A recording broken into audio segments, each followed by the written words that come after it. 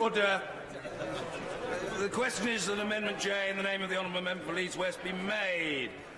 As many as are there to be and say aye. Aye. Of the contrary, no. Tellers for the ayes, Thangham Debonair and Nick Dakin. Tellers for the noes, Wendy Morton and Ian Stewart.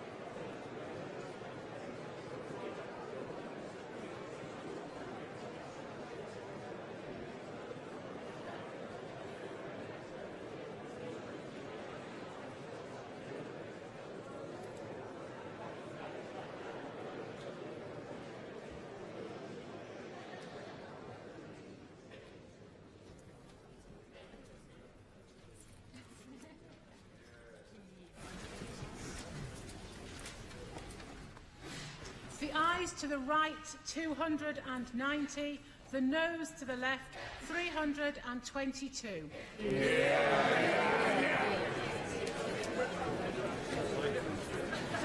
The ayes to the right 290, the noes to the left 322. So the noes have it, the noes have it. Unlock. Well, we now come to Amendment I, in the name of the Right Honourable Lady, the member for Meriden, Dame Caroline Spelman. Right Honourable Lady, to move the amendment formally? Formally. Thank you. The question is that Amendment I be made. As many as are of that opinion say aye. Aye. Of the contrary, no. No. Division! Clear the lobby.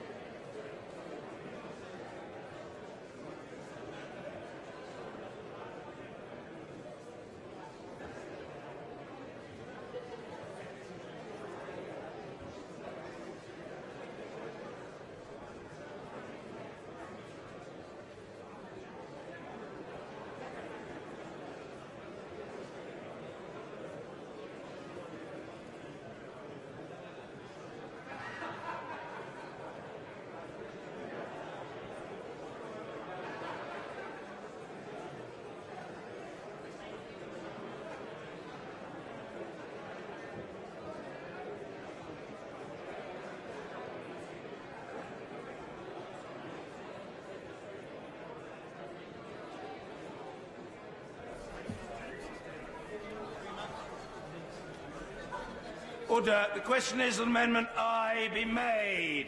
As many as are of that opinion say aye. Aye. Of the contrary, no. No. Tellers for the ayes, Thangham Debonair and Nick Dakin. Tellers for the noes, Wendy Morton and Ian Stewart.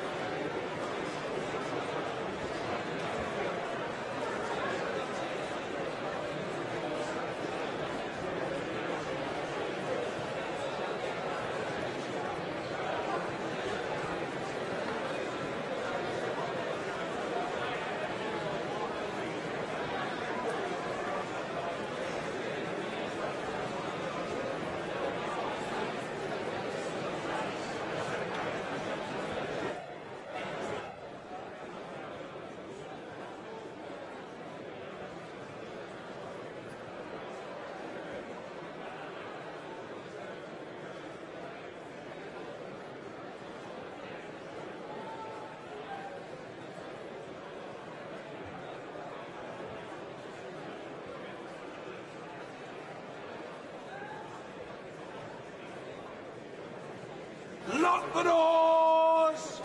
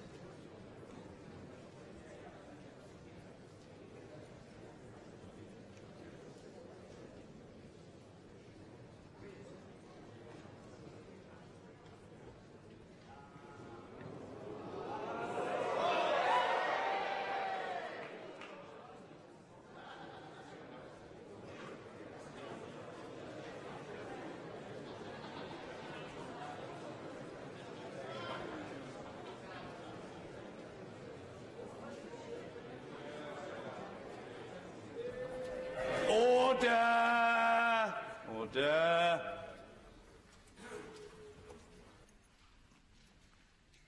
The ayes to the right, 318. The noes to the left, 310.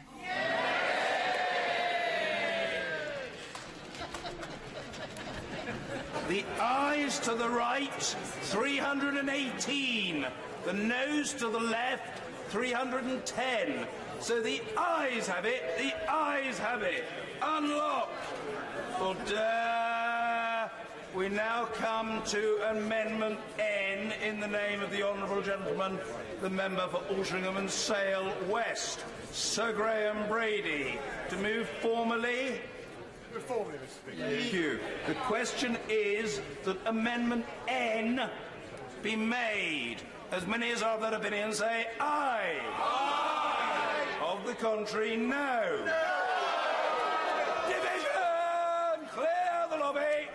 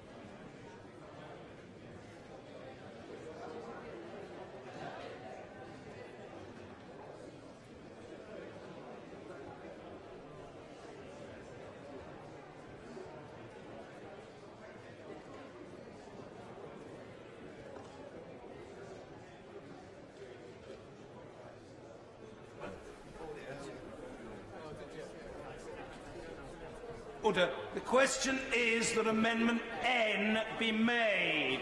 As many as are of that opinion say aye. Aye. Of the contrary, no. No. Tellers for the ayes, Craig Whitaker and Andrew Stevenson.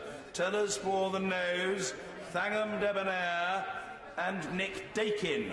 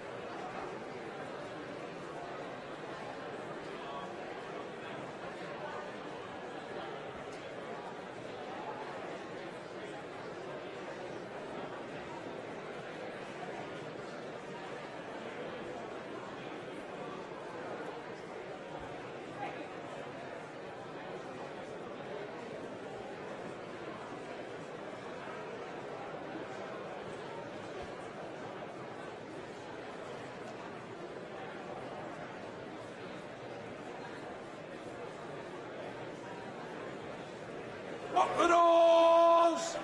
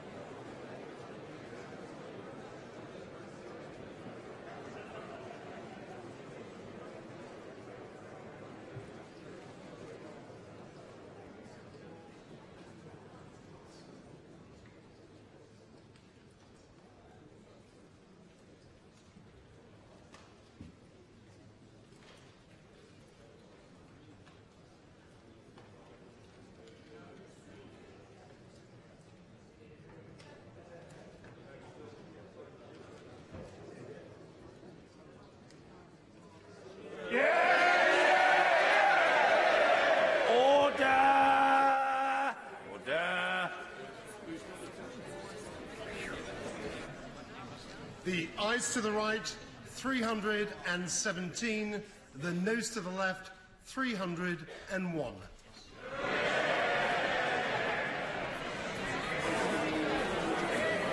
The ayes to the right, 317.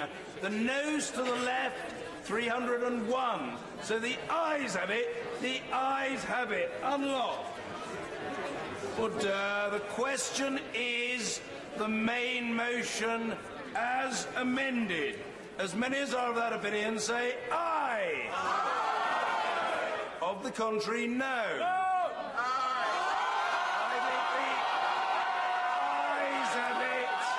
I think the ayes have it. The ayes have it. But on a point of order, the point of order of the Prime Minister.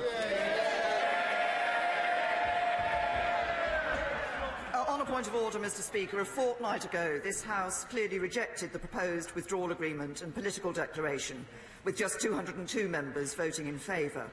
Tonight, a majority of honourable members have said they would support a deal with changes to the backstop. Combined with measures to address concerns over Parliament's role in the negotiation of the future relationship and commitments on workers' rights in law where need be, it is now clear that there is a route that can secure a substantial and sustainable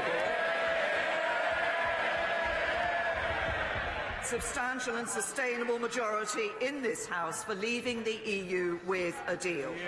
We will now take this mandate forward and seek to obtain legally binding changes to the withdrawal agreement that deal with concerns on the backstop while guaranteeing no return to a hard border between Northern Ireland and Ireland. And my colleagues and I will talk to the EU about how we address the House's views. As I said this afternoon, there is limited appetite for such a change in the EU, and negotiating it will not be easy.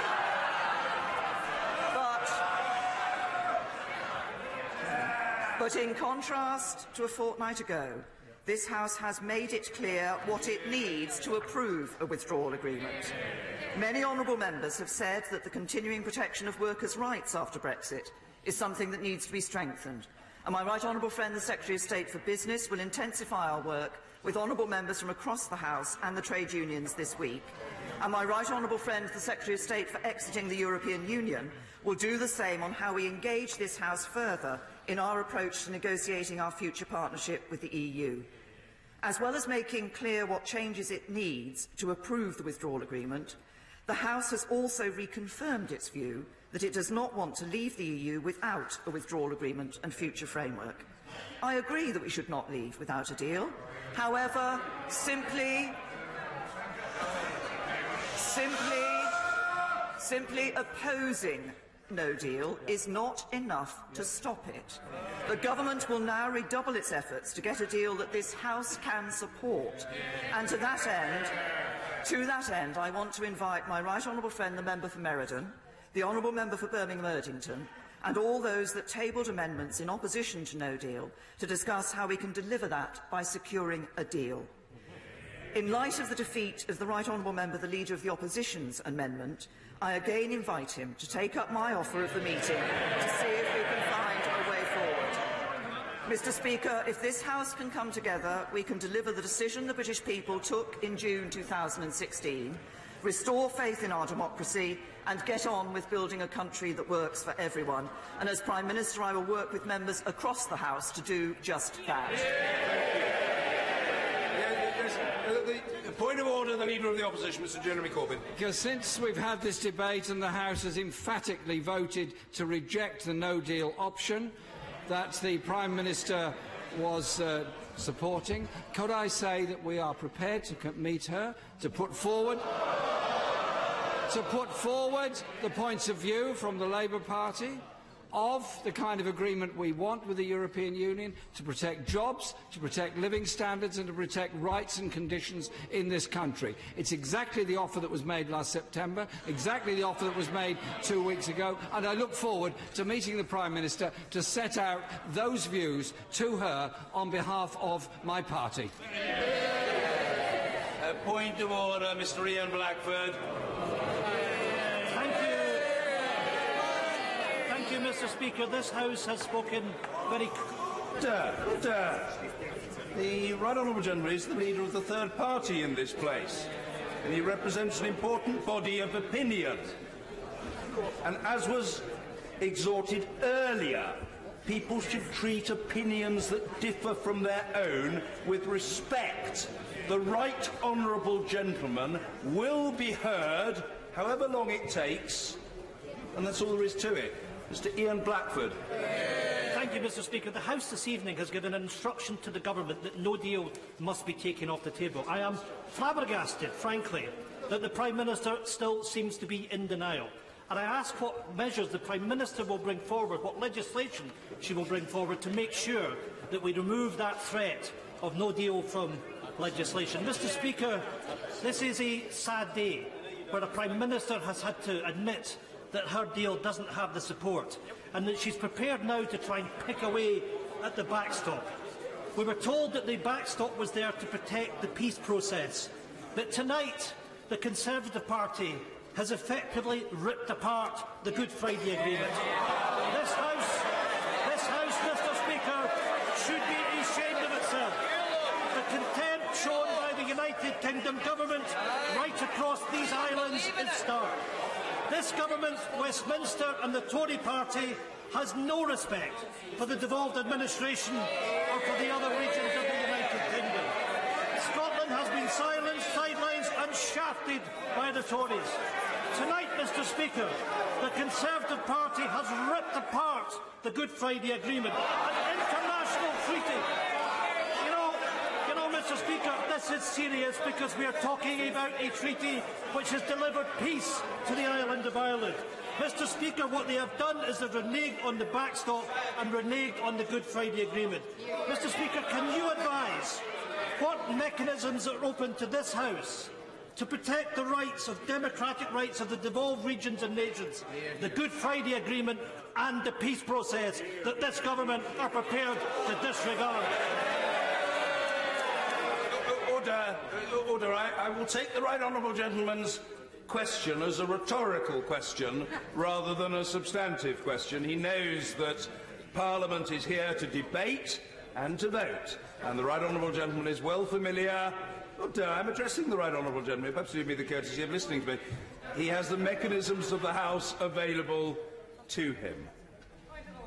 Yes, I will take other points of order briefly. Point of order, Sir Vincent Cable.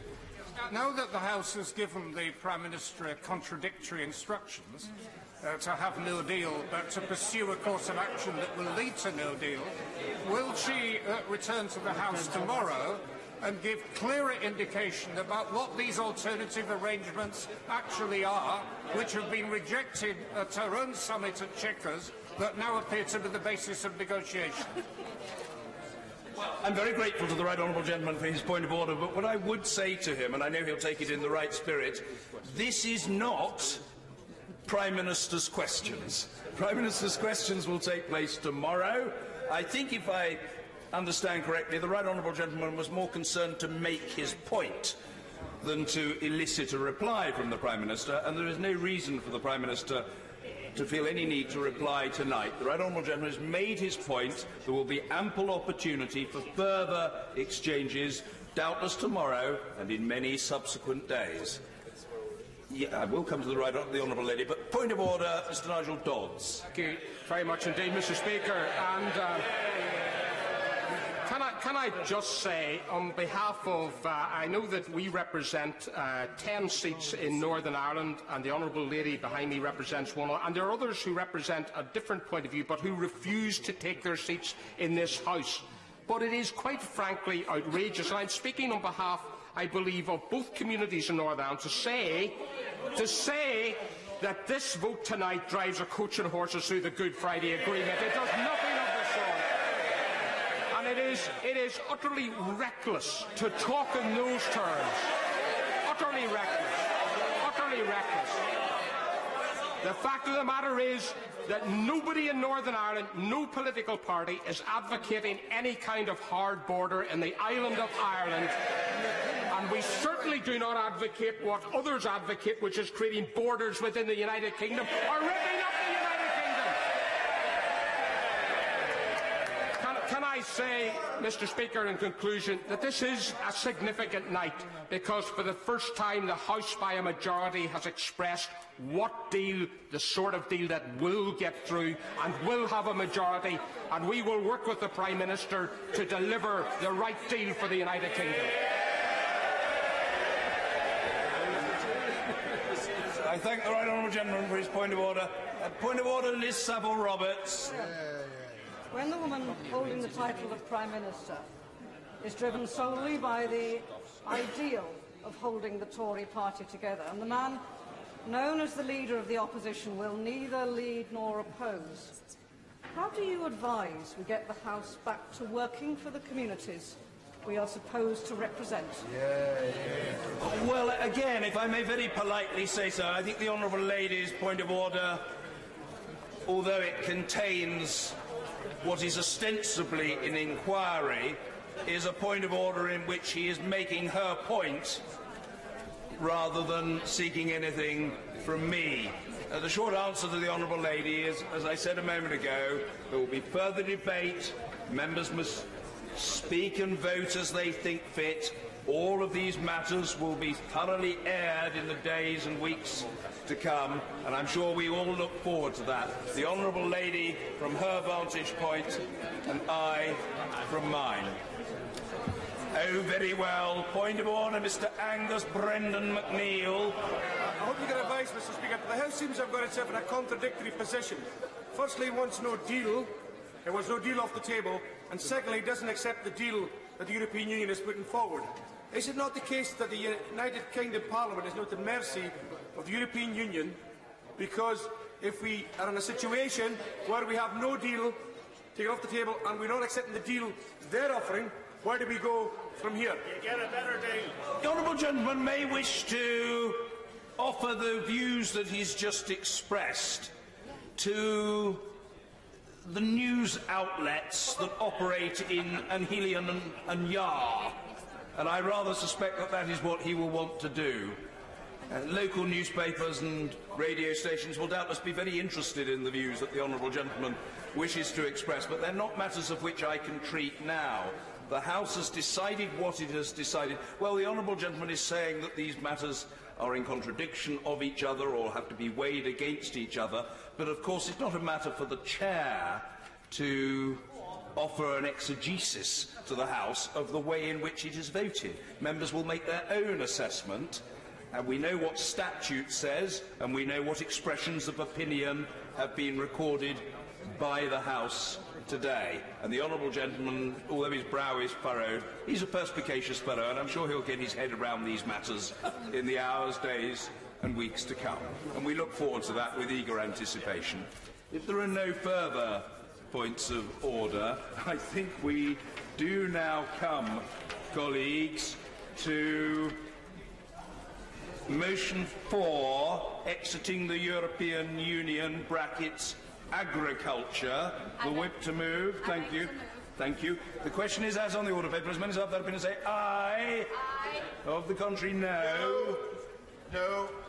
The ungrateful. Thank you. The division is deferred until tomorrow. Motion number 5, exiting the European Union, environmental protection. The whip to move. Thank you. The question is as on the order paper. As many as have that opinion say aye. Aye. Of the contrary, no. I think the ayes have it. The ayes have it. Motion number 6, exiting the European Union, civil aviation. The whip to move. I beg to move. Thank you. The question is as on the order papers. Most of that opinion say aye. Aye. Of the contrary, no. I think the ayes have it. The ayes have it. Motion number 7, radioactive substances. The whip to move. I beg to move. Thank you. The question is as on the order paper. As many as have that opinion say aye. Aye. Of the contrary, no. No. No. The division is deferred. Motion 7 on radioactive substances. The division is deferred until tomorrow.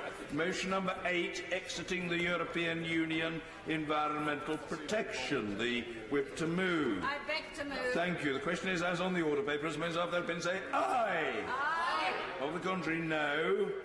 I think the ayes have it. The ayes have it. Order.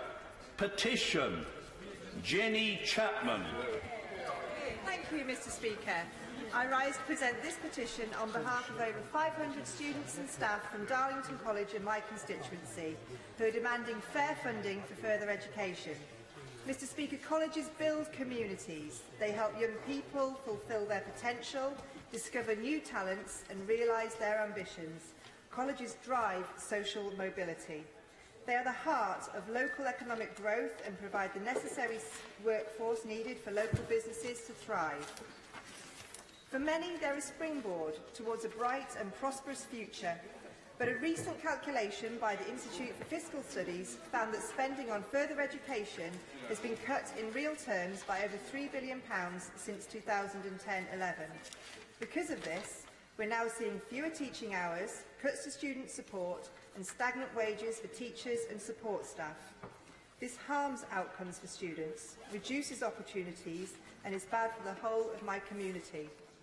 The petitioners therefore request that the House of Commons urges the Government to provide fair funding for further education and fair pay for college staff in the interests of student performance, educational outcomes and community prosperity.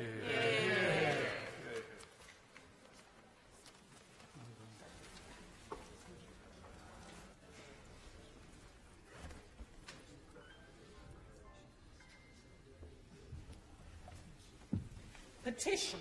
Levels of pay in further education. Order. We come now to the adjournment. The whip to move. I beg to move this House to now adjourn. Thank you. The question is that this House do now adjourn. Layla Moran. Thank you, Mr. Speaker.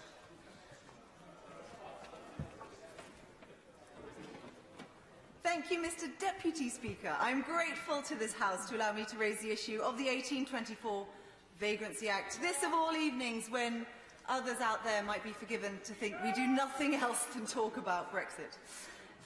I've been campaigning to repeal the Vagrancy Act for well over a year now. In fact, my campaign began in response to a petition by Oxford University Students' Union, an Oxford-based homelessness campaign group on your doorstep, and I want to give them full credit for starting this at all.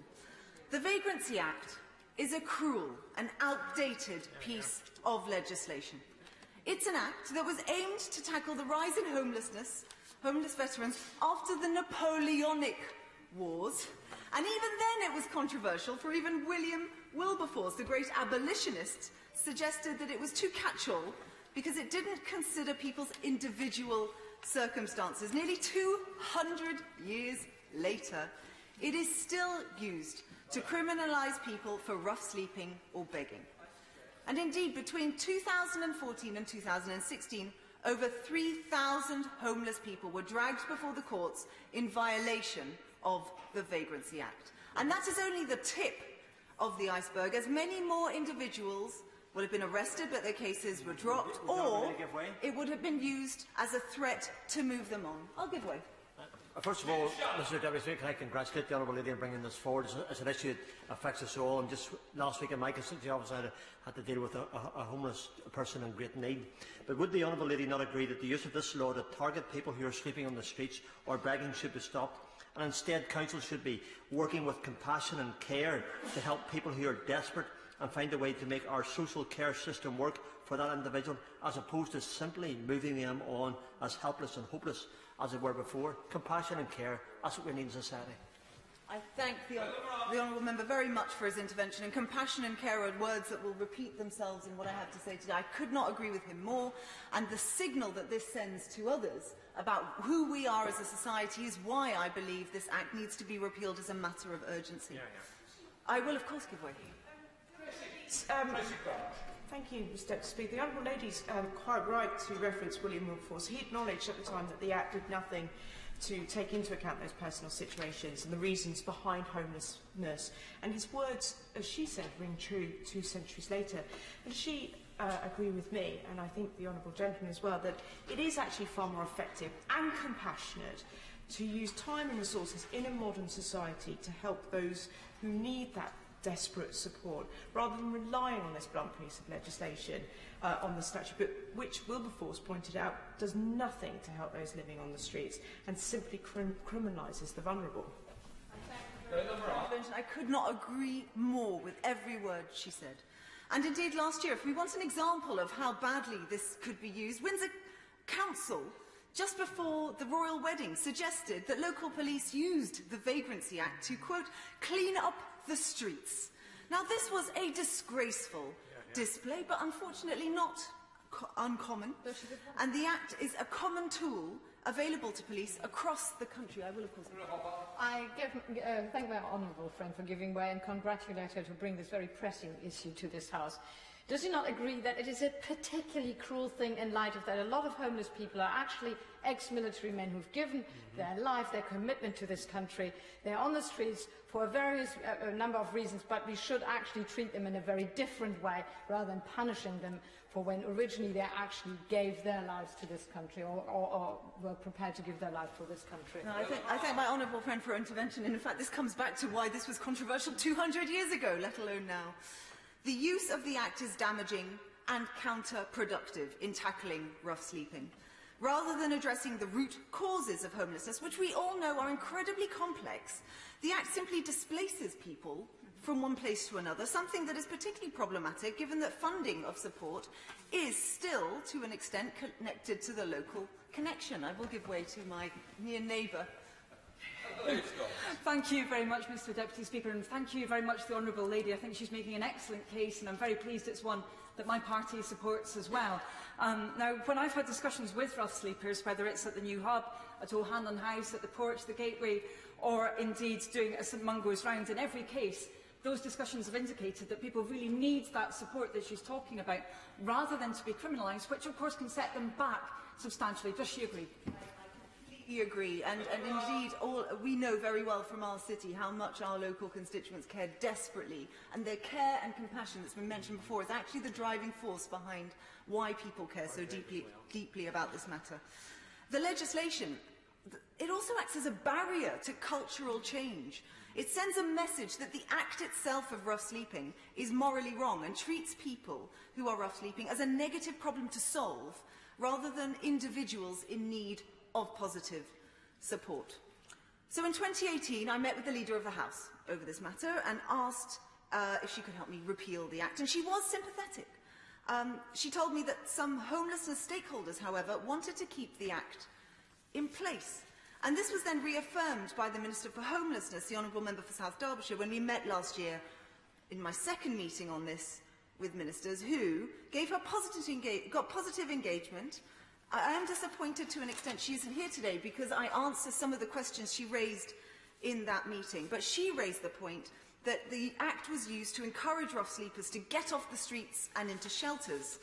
Now, I did listen to those arguments carefully, and I continue to disagree with them. Because the thing is, threatening rough sleepers with the Vagrancy Act in order to coerce them into shelters is not the way to help them. It's paternalistic. It claims that it's for their own good, but actually it has the opposite effect. In a survey of people sleeping rough carried out by Crisis, 56% that the enforcement measures such as the Vagrancy Act contributed to them feeling ashamed of being homeless. Ashamed. 25% said that following an enforcement intervention, their alcohol and drug consumption increased.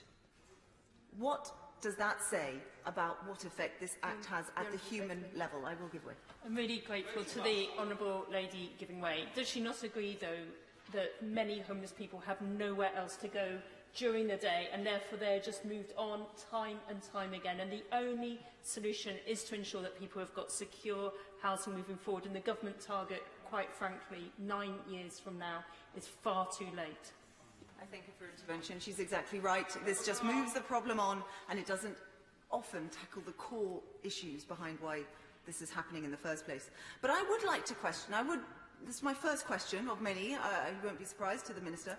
Who are these stakeholders who wish to keep it in place? Yeah. I would be genuinely grateful for that response, because it's certainly not the view of the homelessness charities who I'm working with, and it's certainly not the view of the outreach managers that St Mungo's in 2018 surveyed. 71% of them believe that the Act should be scrapped. One said, the Vagrancy Act takes a moral view on-street activity, giving no consideration to the complex reasons behind any such activity, such as begging and rough sleeping. It is widely agreed that criminalising addicts and homeless people serves no purpose apart from to further push them to the fringes of society towards further impoverishment and stigmatisation. I agree it should be scrapped. Surely we should be listening to the views of professionals who see firsthand the damaging impact that the Act has on rough sleepers. Now, when we met last year, the Minister for Homelessness also argued that she did not want to criminalise homeless people, and I believe her, but she does support the use of the Vagrancy Act to combat aggressive and persistent begging. So I went away and I did my homework, like a good teacher would have told my students to do. But the legal advice that came back, which was carried out by Crisis, concluded that the actions criminalised by the Vagrancy Act are now covered by many other provisions in criminal law, and this legal opinion argued that, and I quote, "Much of the language is archaic. The conduct it seeks to criminalise appears to belong to a different era. Legislation other than the Vagrancy Act, if correctly and carefully applies, provides a much better and modern framework than remains of the Act. For example, the Public Order Act of 1986 or the Fraud Act of 2006 are good examples of legislation that could and should be combating aggressive begging." And indeed, the Minister herself, in a debate in Westminster Hall on the 17th of January in 2018, acknowledged that, quote, "Local authorities and police are equipped with a wide range of enforcement powers to combat issues arising from begging." She also highlighted that the 2014 Antisocial Behaviour, Crime and Policing Act is particularly flexible. So if there is other legislation in place, why is the Vagrancy Act needed at all?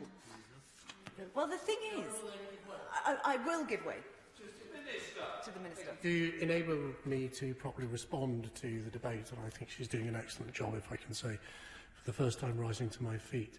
The point she made previously, and I just want to be able to respond correctly, was that criminalising people who are homeless or begging is damaging to the ability to help them. She then went on to say that other acts exist which may also criminalise them, and they should or could be used instead of the Vagrancy Act. Is there a contradiction in that statement? Would you like to clarify, just to enable me to respond more fully? The Minister for his intervention. I will come to that, because as part of the review that I know that his department is carrying out on this legislation, I ask him if he will extend the limits of that review to include all that other legislation. But I would point out that the acts I was quoting was about aggressive begging, which is different, of course. They are not the same thing to being genuinely homeless, and we need to make sure those two things are not conflated. But the point I was making was that in some parts of the country, actually the Vagrancy Act isn't used at all. It's up to the discretion of individuals' chief constables to decide how they use the Act. And in fact, it's only used in 34% of the country. So the question remains, why in 66% of the country does this not have to be used? Why is it used in the 34%? And furthermore, in further plans, it's reducing to 7%. This is very much a door that's seeking to be shut, but it is still there. And if it's repealed in Northern Ireland and Scotland, if it's barely being used, why not just repeal it? I will give way. I think we'll move to give way, because... Thank you. The Act was repealed in Scotland in 1982, yet in England and Wales, every night I go home to my flat from here, with a full house in here. Every night I go home to my flat. I'm just crossing over that bridge. Over the bridge, across from St Thomas Hospital, I pass 6 people every night. I see a young girl arrive last night, 18-year-old, and she just sat down on the bridge with a bag with her.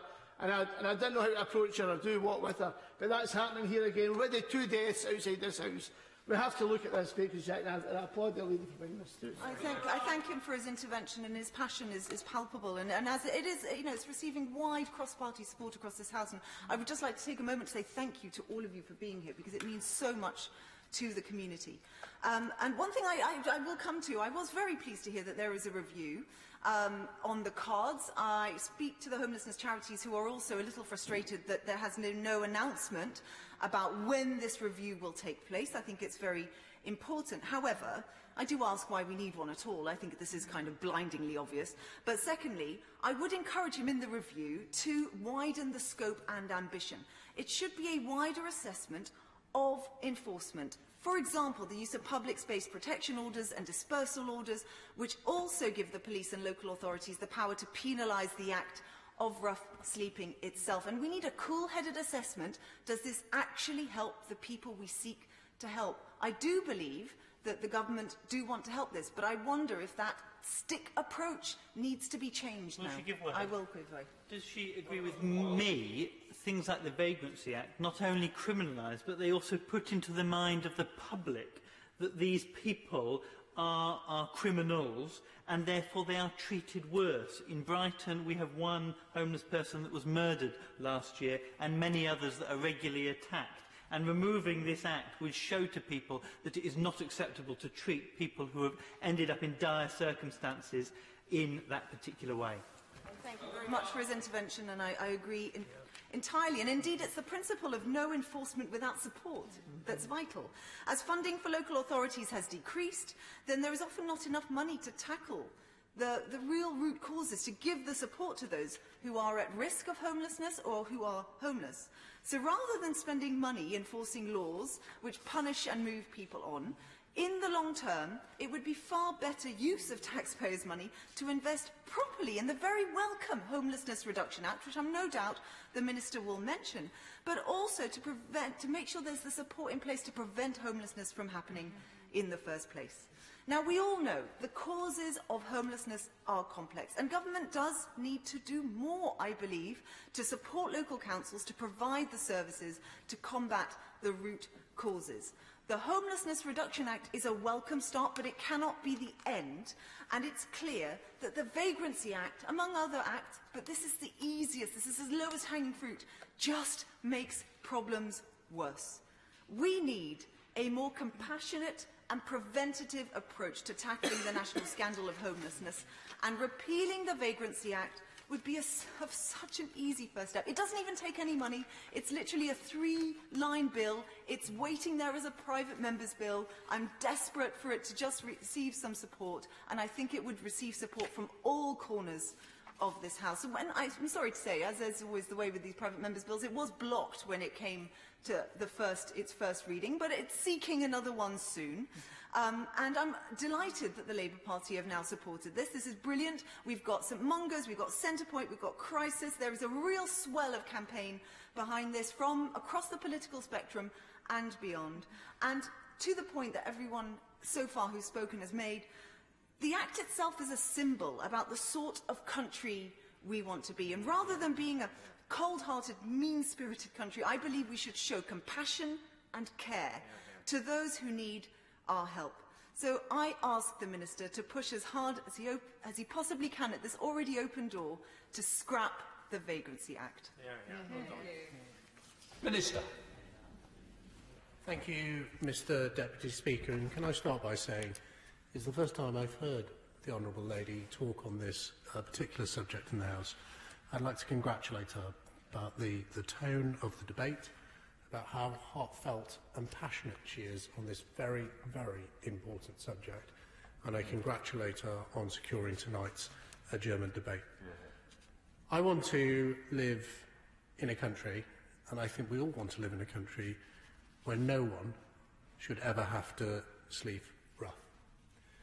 And that's why, as a government, we've committed to halve rough sleeping by 2022 and end it by 2027. When I first entered Parliament in 2010, before I did this job as a minister, I worked for the then Housing Minister, the Honourable Member, Right Honourable Member for Welland and Hatfield. And we worked together then as part of the coalition on ways we could come together across government, and I think also on a cross-party basis, to work out how we can tackle the scourge of homelessness. And that's why I'm very pleased that the government published its rough sleeping strategy in August 2018, which set out, I think has been acknowledged across the sector, an ambitious programme building on 3 core pillars. And before I come on to answer the very specific questions, I do just want to expand upon them briefly to enable us all to understand the context of the debate. First of all, we want to work to prevent rough sleeping before it happens. That's hugely important and is our key target. We then want to intervene at crisis point, again to try and stop rough sleeping ever occurring. And for those people who find themselves rough sleeping, we need to find flexible support that meets their needs to enable them to leave the streets. That's why we committed £1.2 billion worth of funding over the spending review period to tackle homelessness, and that's why we have implemented the Homelessness Reduction Act, which the Honourable Lady correctly said I may mention. We implemented the Homelessness Reduction Act to put prevention, and that is the key here, absolutely at the heart of our approach to tackling homelessness. We need to make sure that people get early support to stop them ever becoming homeless, and provide support on a broader range and broader basis than ever before to help people off the streets. And I think we've started to do this by the introduction of pilots like Housing First, the Rapid Rehousing Pathway, and the Private Rented Sector Access Fund to help people leave the streets and find a sustainable stay in accommodation. The Government is also clear that no one, picking up on the Honourable Lady's point and the main point of her speech, that no one should be criminalised in this country for having nowhere to sleep. It is quite wrong, and that's why we have set out a determination to try and tackle it. We've made it clear in the guidance that public space protection orders should not be used to target people who are simply sleeping rough or are homeless.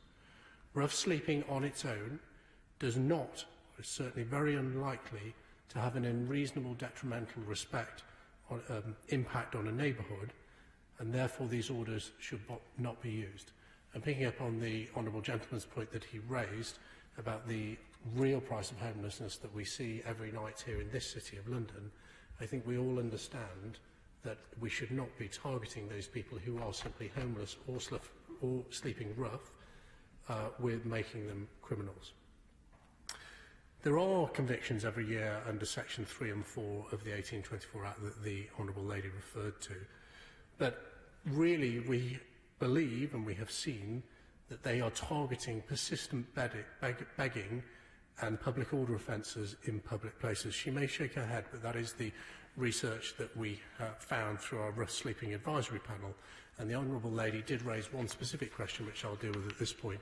She asked who was on the advisory panel. It's publicly available information, but it did include Crisis, Shelter, St Mungo's and Homeless Link, as well as the Local Government Association, among others. Other legislation is also, of course, I give away, yes. Clarification, my specific question about who are the stakeholders who agree that the Vagrancy Act could be used, because he's mentioned at least 3 of those charities who have said specifically to me that they are not part of it. So one of the things I'm seeking is who wants this to be used. As he can see, I'm listening, and I want to understand who wants this and why, so I can get to the bottom of it. Who are they? If the lady allows me to develop my argument, I will attempt to answer her question. There is, of course, other legislation used. She mentioned the Public Order Act 1986 and the Offence Against the Person Act 1861, also a very old piece of legislation that makes persistent begging in public places an arrestable offence. And she asked specifically why other laws weren't used instead of the Vagrancy Act. And it is because those laws have a higher burden of proof and often, although not in all cases, have more harsh penalties attached to them than the Vagrancy Act. Well, of course I will, yeah. I thank Ronald for giving way, and actually may I congratulate him on his tone. I know him for nearly 9 years now, and I know that he cares passionately about issues around homelessness and rough sleeping. Just with regards to the panel, you mentioned various stakeholders, but one of those stakeholders that he didn't mention was the police. And the Honourable Lady referenced the fact that many police forces are not using the Vagrancy Act. In fact, my own police officer in the town centres within Medway told me that he has never used the Vagrancy Act. He always uses community protection notices. And I just wonder, therefore, what input is the panel getting from those who would actually apply legislation, i.e. the police themselves? My honourable friend for that intervention. I will come on to say about the review of the law we're doing, which is very heavily engaging the Home Office and thereby the police and law enforcement more generally. I just don't want to be timed out, so this is the last time I will give way. from the list that he's been reading out, I get very strongly the feeling local authorities have also been involved. Would it be possible that you actually clarifies with the LGA where the Local Government Association stands on that point? I think the Honourable lady, for that point, I will happily go away and look at where the LGA's position is, although having been involved in these commissions myself, I can say that often there is robust debate when you're coming towards conclusions, and many people who may have differing views will happily come behind one report and one set of recommendations. There won't often be the ability for the LGA to separately set out its view. We're bound as being part of a panel. So whilst I wholeheartedly agree, and I've said absolutely on the record that it is not the belief of this government that anyone should be criminalised for simply sleeping rough, equally we should not rush to a wholesale repeal of the 1824 Act without proper consideration of the consequences of repeal. And in fact, the lady for Oxford West and Abingdon in her speech, and I wrote it down, said that we need a cool-headed assessment of the law before we act.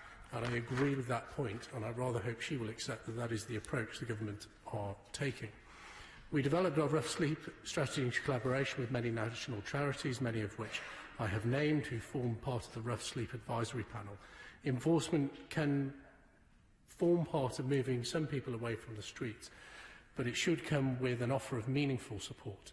Some charities working with rough sleepers are clear that the ability to secure income through begging can make it harder, not easier, harder for vulnerable people to leave their damaging lifestyles behind. The 1824 Act is sometimes the only option to get someone off the street when they have become dependent on begging income to support their drug or alcohol dependency, and to enable us to find ways of moving them towards the support that they need. The rough sleeping strategy made a commitment, I'm sure partially based on a lot of the Honourable Lady's sterling work in this area, to extend and review, in addition to the Homelessness Reduction Act, other relevant homeless and rough sleeping legislation. This includes, of course, the 1824 Act. The Honourable Lady, in her speech, acknowledged that homelessness and rough sleeping is a complex issue, and we know from engagement with stakeholders that there are conflicting views about the necessity and importance of the 1824 Act. And that is why the government believes that a review, rather than immediate action, which I know is what the Honourable Lady would prefer, a review of the 1824 Act is an appropriate course of action. In relation to stakeholders, we recognise there's a wide variety of views about the Act, and we have engaged with homelessness charities referenced by my honourable friend, and the panel had wide-ranging views, although many panel members did say that the Vagrancy Act was necessary. So my department will continue to work with the Home Office, the Ministry of Justice and the homelessness sector to understand why the 1824 Act is used as part of this wider review. And one of the things we want to get to the bottom of is why it is used to a different extent in different areas. And before we rush to repeal it, we must understand why that is the case. We will report the review findings by March 2020. But there is obviously considerable interest in tonight's debate, Mr Deputy Speaker, and I would make an open offer to all honourable members who are present, or all honourable members who have an interest in this area. I know the Honourable Lady met with my honourable friend, the Homelessness Minister, and she is more than welcome to do so again. But as part of this review of the law, we want to seek the widest possible number of views so we can make sure that we get this review correct. So the door of my department remains open, and I know my honourable friend, the Homelessness Minister, will happily meet with colleagues from across the House to make sure that we get this right, because it is very, very important, and we have to act to make sure we help the most vulnerable in society. The question is this House to now adjourn. As many of that opinion say aye. Aye. The ayes have it, the ayes have it. Order, order. Thanks, everybody.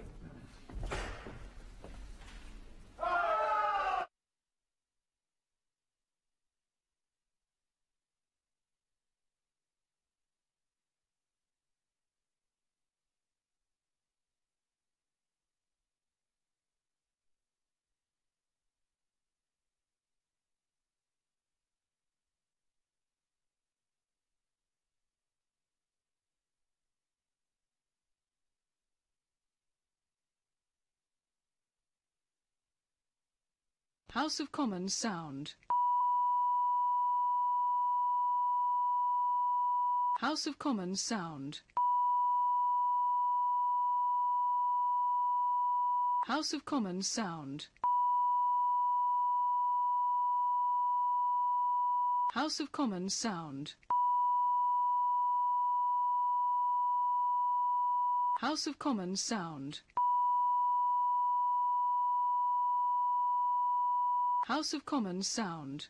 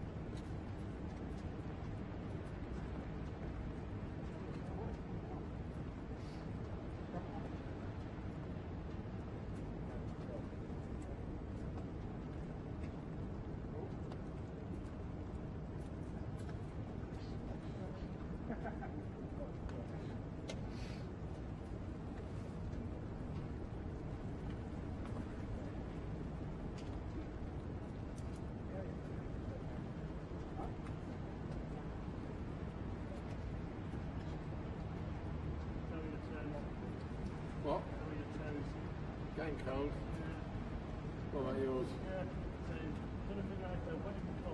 Finger. Yeah, it's just a standing still, you know.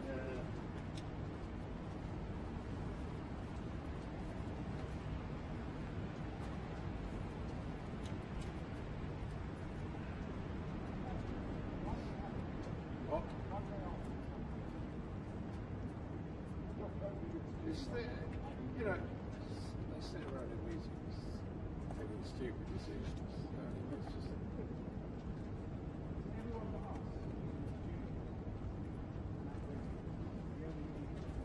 I know. Well, in studio no green's not much better, at least it's not in the rain. And it's got, but they don't like them when the rain gets on the perspex, they don't like that. We actually haven't used the studio on that green for a week.